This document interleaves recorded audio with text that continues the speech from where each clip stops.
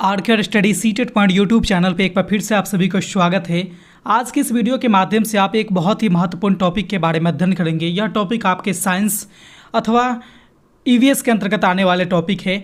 जैसे कि हम बात करेंगे शाकाहारी, मांसाहारी एवं सर्वाहारी जानवर के बारे में। आप इस वीडियो के माध्यम से जानकारी को प्राप्त करने वाले हैं। तो आप इस वीडियो के माध्यम से किन किन चीज़ों को जानेंगे, चलिए इस पर एक नज़र डालते हैं। तो आप सीखेंगे कि शाकाहारी जानवर किसे कहते हैं, इसके बाद आप जानेंगे कि मांसाहारी जानवर किसे कहते हैं, और साथ ही साथ आप यह भी जानेंगे कि सर्वाहारी जानवर किसे कहते हैं। ठीक है, तो देखिए जंतु को जो खाने का जो अपना अपना ये प्रकार होता है, एक आधार है, उसके आधार पर अलग अलग भागों में विभाजित किया गया है।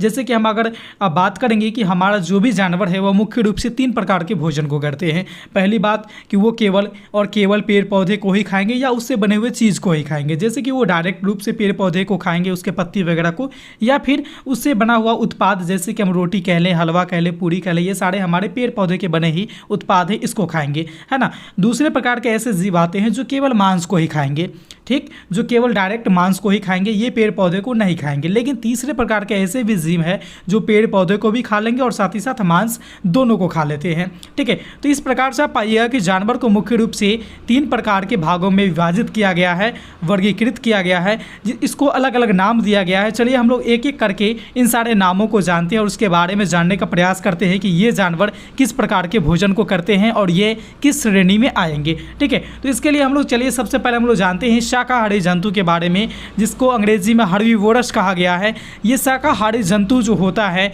यह कैसे खाता है, किस चीज़ को खाता है, इसके बारे में जानकारी को प्राप्त कीजिए। देखिए शाकाहारी जंतु जो भी होंगे वह केवल और केवल पेड़ पौधे या फिर पेड़ पौधे से बने हुए चीज़ को ही खाते हैं।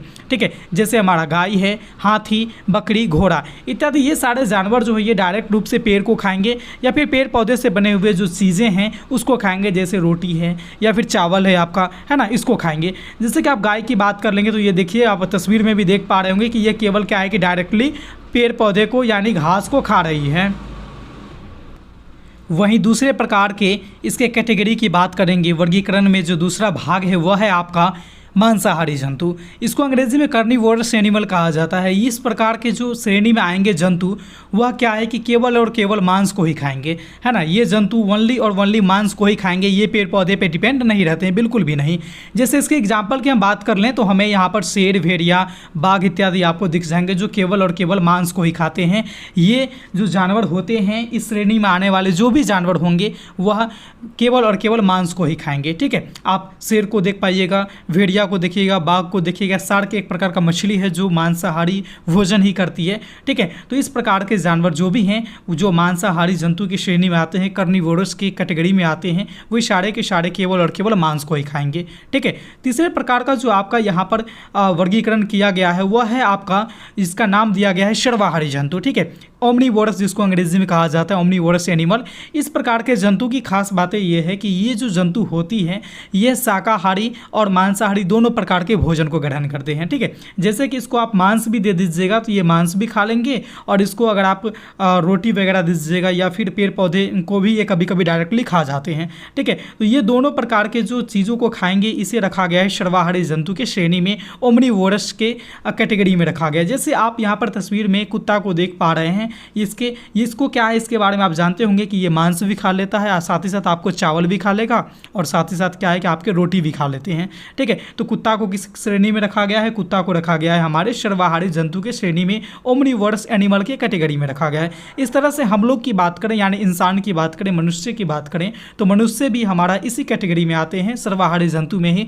जैसे हम सभी लोग साग सब्जी को भी खाते हैं और साथ ही साथ मांस में जैसे कि चिकन है, मटन, अंडा वगैरह इस सारी चीज़ों को भी खाते हैं। तो हमें क्या है कि हम लोग शाकाहारी भोजन को भी करते हैं और साथ ही साथ मांसाहारी भोजन को भी करते हैं, इसीलिए मनुष्य भी हमारा सर्वाहारी जंतु की श्रेणी में आता है। तो आज के इस क्लास में, आज के इस वीडियो के माध्यम से आपने किन किन चीज़ों को सीखा। आपने देखा कि शाकाहारी जंतु किसे कहते हैं, हर्बीवोरस एनिमल किसे कहते हैं, इसका एग्जाम्पल मैंने आपको गाय को दिया था। दूसरे प्रकार का जो कैटेगरी देखा हुआ था मांसाहारी जंतु, कार्निवोरस एनिमल, जो हमने यहाँ पर बाघ के बारे में एग्जाम्पल दिया। और तीसरा जो प्रकार आपने देखा सर्वाहारी जंतु, ओमनी कार्निवोरस, जिसका एग्जाम्पल मैंने यहाँ पर कुत्ता को दिया, मनुष्य को दिया। तो आपने आज के क्लास में, आज के इस वीडियो के माध्यम से जानवरों का जो भोजन के आधार पर वर्गीकरण किया गया था 3 भागों में, शाकाहारी, मांसाहारी और सर्वाहारी, आप इन तीनों भागों को आसानी से एकदम सरल लैंग्वेज में सीखा है और मुझे उम्मीद है कि आप सबों को किसी प्रकार की कोई दिक्कत नहीं होगी।